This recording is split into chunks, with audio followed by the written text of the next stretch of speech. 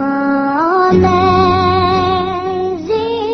grace, how sweet the sound that saved a wretch like. Hi, and welcome to Straight Talk About God video.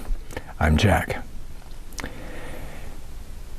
Now, I did one other video, JAX number 60, which had to do with what I called the fourth voice, which would have been your ego.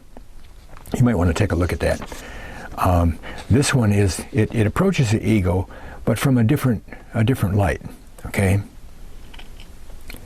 That's why it's called Have Mercy on Your Ego. See, it's true so often that I could say that 100% of our stress is ego related. I mean, I can't find anything else that continually causes us to make bad decisions. And it's those bad decisions that result in stress. No, still, you know, we'd be in a lot of trouble if we didn't have an ego. It's our main source of protection. Ever think of it that way? Our main source of protection. Now, before going any further, I want to remind you that there are different parts of us humans. Okay? We have bodies. This is basic stuff, okay? It's foundational. We have minds. We have egos, and we have spirits. Okay? Now, you know what your body is, I'm sure. And although our spirits are not usually confused with our minds, I think we need to include that to make sure that we understand that they are different. Okay, your spirit and your mind are two different things. Okay. Then we have this thing called an ego. It's not our spirit, and it certainly doesn't sit down and make decisions and figure things out like our minds do. Do you know that your ego never rests? He never rests, right? It's sitting on the chair, on the edge of the chair, right now as you watch this, okay? The poor guy only gets relief when you're asleep. See, otherwise, it's the edge of the chair. He's always on the lookout, right? And as I said, without ego's governance, we probably wouldn't make it. Now, that's not the usual way we think of ego, is it? But it really is our capital P protection device. That's why it's on the edge of the chair. The usual way to look at ego is a hindrance to good communication or action or whatever. Oh, yeah, he's got a big ego.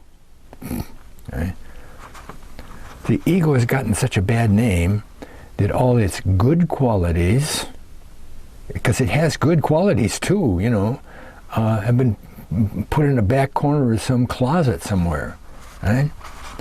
People don't look at life through the eyes of ego, okay? They don't see the anxiety it suffers, its frustration, right?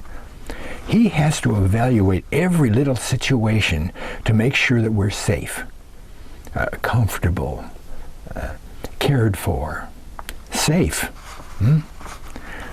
Try to imagine some other human being taking over ego's role in your life. The sound of that person's voice telling you what to do is practically all you hear, right? They never shut up about this or that, how it's going to affect you. At least with ego, we don't hear the constant barrage of conclusions, although we do get prodding thoughts. His desire is to keep you safe. The poor guy's a nervous wreck, right? What we need to do is put this into practical terms. As I said, if our stress comes from decisions promoted by our ego, then we need to focus on how that works in our hour-to-hour days, right? Now, here's an example I've used in a couple other videos. The refrigerator example. You need a new refrigerator. Okay? The old one, it might be working okay, but the little freezer on the top just doesn't hold enough, right? So you go shopping. Oh, that big double door reefer with the big bottom freezer, that sure is attractive, huh? And it's a good thing that the space available to you won't accommodate its size. It's too big, you know. Why is it a good thing? Because it costs $1,250, right? But here's a couple of the smaller ones that are the right size, and they look to be pretty close to exactly the same size. You know, one of them is $250, $50, and that's a pretty nice one, you know. But there's the other one here that looks almost the same, and it's only $175. Wow, what a savings, right? Okay. Well, the one for $250 has some nice features. Okay, glass pieces where the other one has plastic and that kind of thing. Okay, but they really look so similar, and the size and everything. You buy the cheap one. Okay. 14 months later, 2 months after the warranty runs out, the thing starts to run warm. Up on high is the only place where you can keep ice cream firm, right? And by now, one of those plastic panels has a big crack in it where you tried to wedge in a watermelon. So on a day-to-day basis, every time you experience, you open the door, okay, you'll be experiencing low level, but it still be stress. Low-level stress every time you interact with that reefer, okay? How many times recently have you mentioned that you should have gone with the $250 one, huh? And you also repeatedly remember the process that you went through when deciding on the cheap one, eh? More than once, you recall, you were goaded by your ego to save that $75, huh? He was looking out for your financial security. See, the problem with most egos is that they don't have any faith. Faith? How does faith? Yeah, they don't have any faith. It's not that they can't have faith, okay? They just aren't taught faith. The way our minds are taught faith. Or as I usually say, faithing. Faithing, because faith in Greek is a verb. So every time you see faith, it's an action happening. Faithing, trusting, acting, okay? Your ego is so caught up in protecting you that they go overboard sometimes. And then you have to pay the price for their zealous advice, right? That you have to live with the stress caused by that refrigerator, right? Well, here's what I've learned. This is really important discovery. Every time I'm experiencing stress, I can go back and trace that stress back to some selfish, ego-driven decision that I made that directly relates to the source of the stress. Okay? If I'm having stress about the reefer, it must be some ego-driven, selfish decision that I made about the reefer.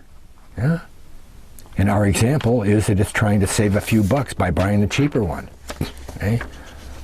Here's another example. I think everybody's encountered this one. Okay? It's the time when you were doing some project and the thought flashed that you had to be careful about some particular part. Okay? Well, at the time, you, for some reason, didn't take the warning. Okay? The next thing you know, the warning came true. That's the time when you said, I knew I was going to do that. Have you ever done that? Have you ever said that? I think everybody in the world, if you're over 12, you probably said that. I knew I was going to do that. How'd you know? The warning, right? See? That faulty decision might have been made on just saving a little time. You know, It was more convenient to ignore the little warning. Oh, after all, you had to get down off the ladder and adjust one of the legs so that it would be more stable, and you'd be careful and you wouldn't tip over. Huh? Your sprained ankle would like to have a different idea about that. See, ego wants the best for us in extreme cases, even. Okay? Even murder isn't beyond the suggestions of ego. See? I'm convinced that people who actually murder have been prodded by their ego, because of their beliefs. Ego acts on your beliefs. A strong belief you have, it acts on that to protect you. Ego only wants the best for you, okay? Well, we need to train our ego to act prudently, right? But that's not going to happen by you sitting your ego down in the chair and yelling at it, to quit making you, causing you all that stress. Shape up, I mean, how can we blame such an integral part of ourselves for doing us harm when its first and maybe its only priority is our safety? Haven't we heard that we get better results with honey than vinegar? Sure. What we need to do is we need to take mercy on our ego and help make his job less anxious, right? Training anything or anyone is a process of making that person's job more pleasant, more efficient. And all good bosses, the rotten bosses, forget them, but all the good bosses, that's what their job is. A good boss's main job is to make the employee's job easier, more comfortable, more efficient, more productive, all of that. That's the boss's main job, okay? Well, how do we do that with our ego? Well, maybe we're looking in the wrong place, okay? Maybe we need to look at our lifestyle. Our lifestyle. Okay? There's two places that we can look: grounding and self-esteem. Now, self-esteem seems to be based on what others think of us, right? Try to follow this. This is totally transformational, okay? And at first you're going to say, what? That can't be. It is. If you give yourself 2 hours worth of introspection on this, you'll find out it's true. All anger is based in fear. See, I told you. All anger is based in fear. That's true, right?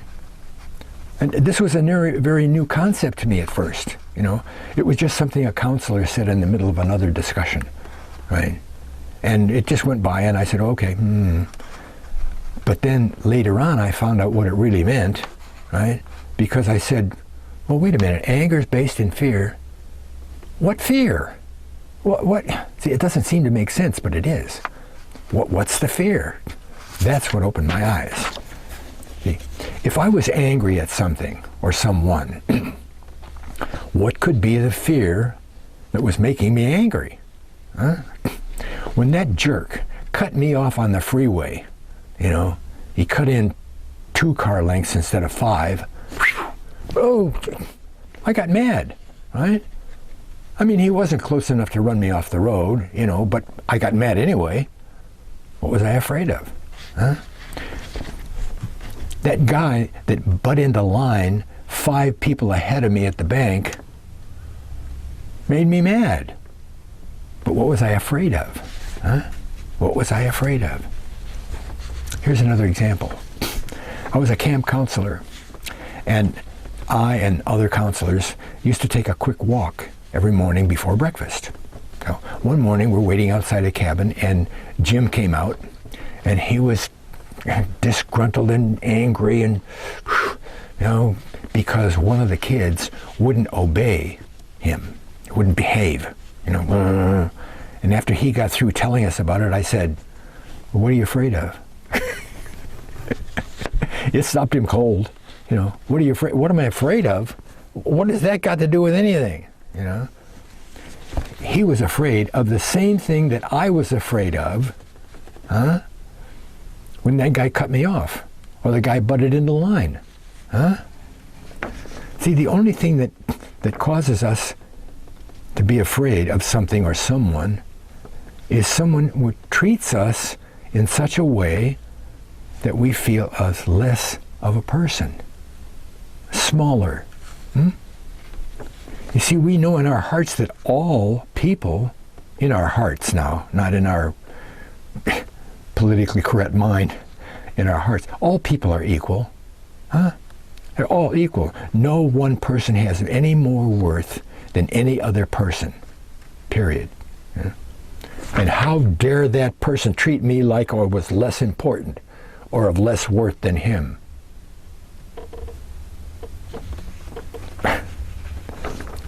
This all boils down to approval of others. Approval of others. It's one of our biggest things that we deal with.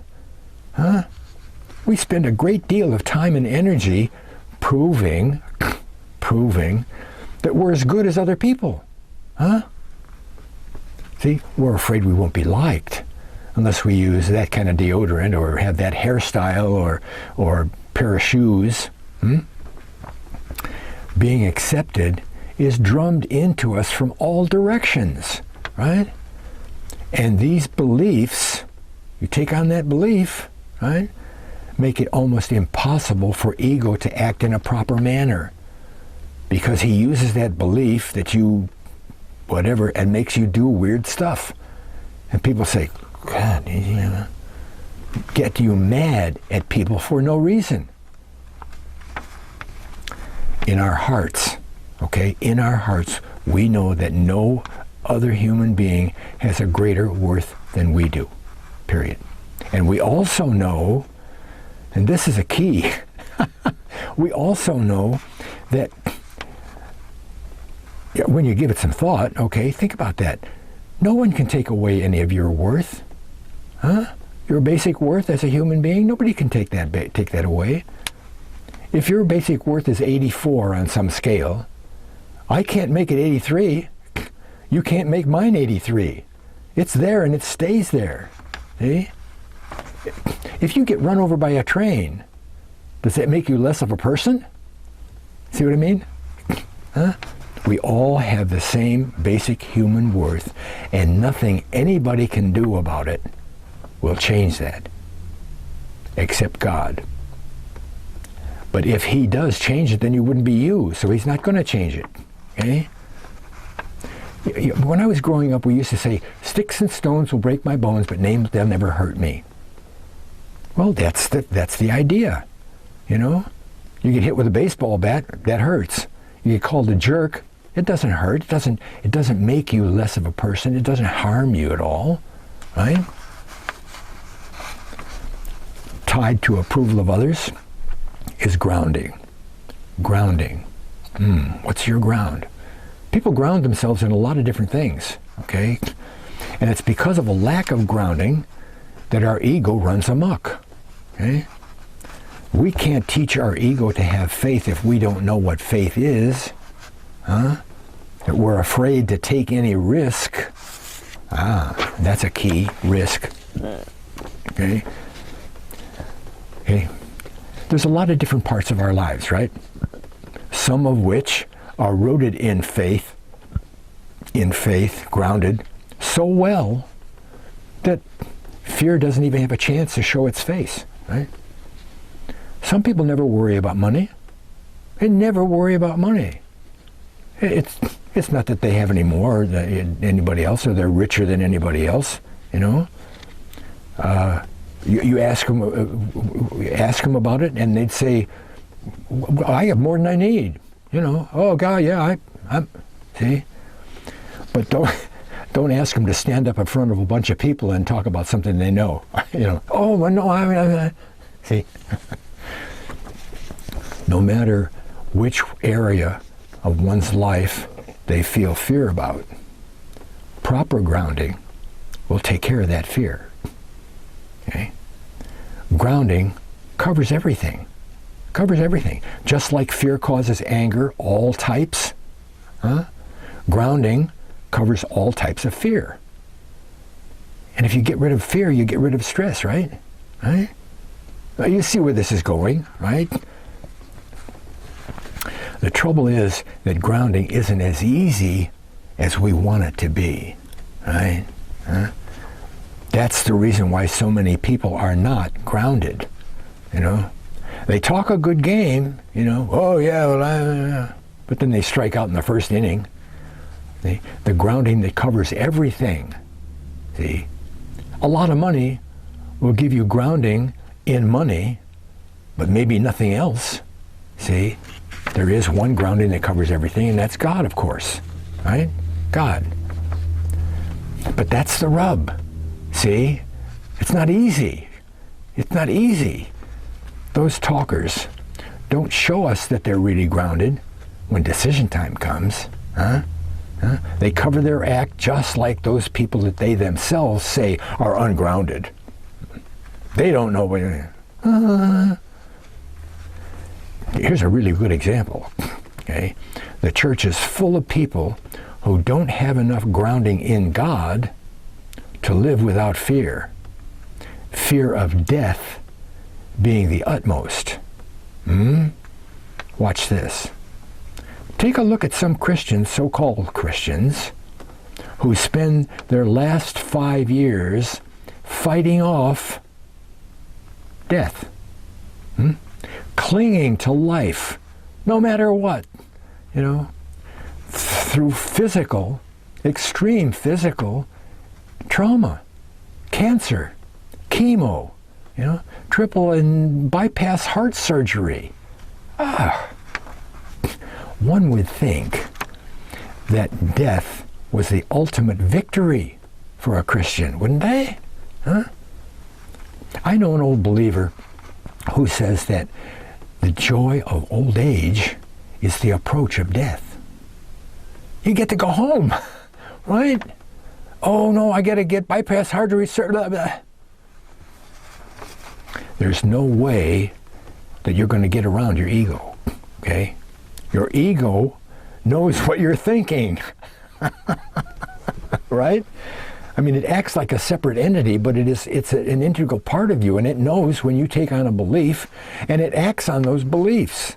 And if the belief is that you have to please other people, you're going to be in a lot of stress, you know.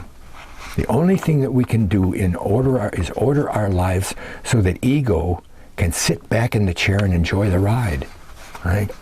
And I only know one way to do that, you know. Confront reality to the point of being able to prove it to somebody else. And that's another hard one, because you can't do that with subjective, quote, proof. Oh yeah, well, look at, some people say this is coincidence, but it wasn't a coincidence. Look what God did. I did this and that, and then this happened. Wow, and it may be all true, but it's not going to convince you to believe that God is there to the point of trusting Him in the face of extreme negative circumstances. You know, what everybody else will think, or how much money you'll have. Okay? Knowing God is real is the foundation of real peace of mind. Peace of mind, you give peace of mind some really, really good look, okay, in your own life. And you're not going to find very many times when you can say you had really complete peace of mind, you know, except when you were asleep, and you're not conscious to know that anyway. See? Peace of mind. But when you're really in with God, the challenge of your house burning down doesn't affect your peace of mind. Think about that. The believer's walk is directly dependent on the knowledge of God's reality, right? See, eventually we're supposed to depend on God 100%. Over there, not here, not while you're human, okay? And at that time, we have no ego at all. We won't have any ego. Now the structure for ego is still there, but we never experience any stress. Why? Because we never allow ego to make a faulty decision. He never will make a faulty decision. Okay? The greater our knowledge of God is, the less ego will have to say about what we do that will result in stress. Yeah, ego doesn't only tell us bad stuff, okay? It helps us, it protects us, using our beliefs, it recommends good things, not all bad stuff, but all the bad stuff won't be there anymore because we're not deciding anything for ourselves. You see, ego doesn't make the decision to buy the cheap refrigerator. You make that decision based on what he said. And if he says, save the buck, say, hey, shut up. I'm in charge here. Huh? You're the one that makes the decision. And if you're basing something on what God has said, then that takes ego out of the equation. Right? That doesn't happen overnight. Okay? As long as we're alive, as long as we're human beings, we'll be trusting more and more in God. That's what God is training us down here, to trust Him, right? And this is necessary because of the difficulty in walking the way God tells us we're supposed to walk in the Bible. Our walk is not made up of what we think we're supposed to be doing. It's made up of what God says we're supposed to be doing, right? And God tells us a lot of different things that we're supposed to do that will shake our confidence and get our ego working overtime, right? The believer's walk is very hard. Some say, oh, it's a bed of roses. Yeah, with thorns. Thorns, huh? It's a change of lifestyle, all right? A total change of life, oh, not total, okay. At least a 25% change of lifestyle, and probably more than that, maybe 60, okay? And I'll only mention the 3, not 1, the 3 tithes. 3 tithes. Oh, there's 3 tithes and a few mandated offerings. The burnt offering isn't mandated, okay? That's if you're willing to do it. Mandated offering like first fruits, okay? You put all 3 tithes together in the mandated offerings, you come up to 25% of what's going on. 25%? Whoa. How's that for hard? Huh? How can a person making only $40,000 a year use 25% of that, $10,000, in pursuits to God, for God? $10,000 to buy a lot of food, right? And don't you know that every time you put $1,000 out there, of that 10, ego is going to say, "Oh, you got," huh? It's not a losing battle, but it sure is a battle, right? Money's not everything. There's more. God doesn't say, okay, if you tithe, you're saved, and that's all you have to do. He doesn't do that. Huh? A person might have free time off the job and that kind of thing, 30 hours a week, like 30 hours a week, okay? Let's say 4 hours a night on work nights and 8 hours of the weekend, okay?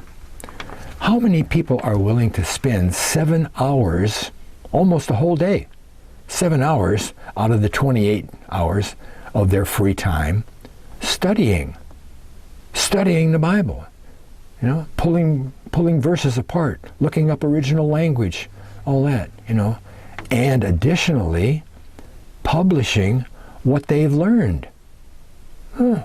Publishing what they've learned, because that's part of our job. Our job is 3 things. 3 things. Study, support, and publish. That's really hard. Huh? Now publish doesn't mean only write a book, or whatever.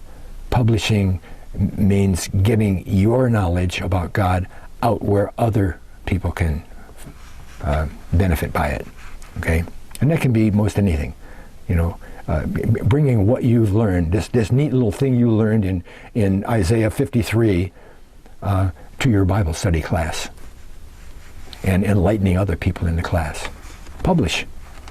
That's your job. Okay? Ephesians 4, look it up. Somehow we have to convince our ego that everything will be okay. Okay? And if we do it the way God says, in spite of the things that look like they're going to bring us down, right? We have to give our ego some mercy and relief from his watchfulness. Okay? And don't yell at your ego. Okay? Tell it that God is going to take care of things.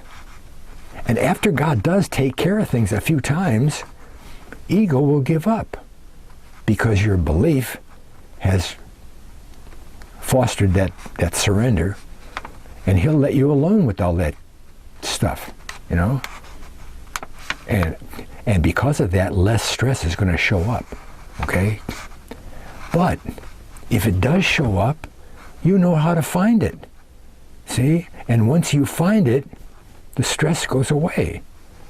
You'll know how to deal with it. Just look at the context in which the stress came up, and follow that context back until you find the selfish decision you made, like in our reefer example, right?